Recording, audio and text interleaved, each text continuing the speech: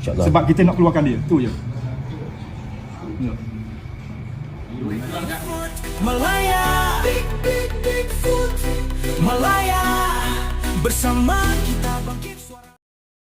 Menerusi satu perkongsian tular oleh pemilik akaun threads viral Fizi Fuyo, sekumpulan penduduk di Kemaman, Terengganu mengadakan perbincangan susulan penahanan seorang Bilal Masjid yang dikenali sebagai Awang. Penahanan tersebut dipercayai berhubung insiden memukul beberapa orang etnik Rohingya yang didakwa telah merogoh rakyat tempatan. Berdasarkan rakaman berkenaan, penduduk tempatan dilihat sepakat untuk menyediakan wang cagaran antara RM2,000 hingga RM4,000 bagi proses tiket jamin di mahkamah, di samping menyatakan sokongan tidak berbelah bahagi kepada Bilal terbabit. Perkongsian itu turut mendedahkan keresahan mendalam penduduk mengenai keselamatan setempat serta lambakan warga asing yang didakwa semakin berani melanggar batas. Mereka turut mendesak pihak berwajib mengambil tindakan tegas terhadap pemilik premis yang menyewakan rumah kepada pendatang tanpa izin. Selain menyemak kesahihan kad UNHCR yang digunakan, penduduk kini bersiap sedia hadir ke mahkamah bagi memberi sokongan moral dan menuntut keadilan sewajarnya ditegakkan.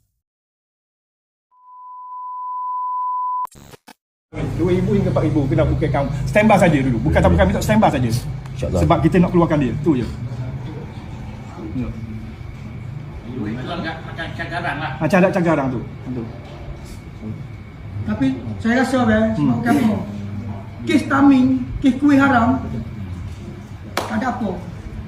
Sekarang ni kes kuih haram dia nak cakap apa, kes pencerobohan kuih haram. Sedekah dia orang pun pencerobohan haram dia. Dia nak cakap kita boleh pencerobohan haram. Mana? Betul tak? Sekarang ni kita nak betul-betul. Cari kuih backup awal balik tu. Besok kita orang ada dekat mahkamah. Kita boleh isu ke tuan rumah yang lagi sewa ni? Boleh isu ke?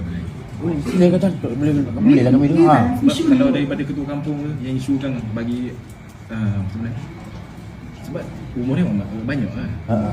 Sebab salah bagi pendapatan bagi apa ni Kita tak tahu UNHCR ni entah berapa orang je yang ada. Betul.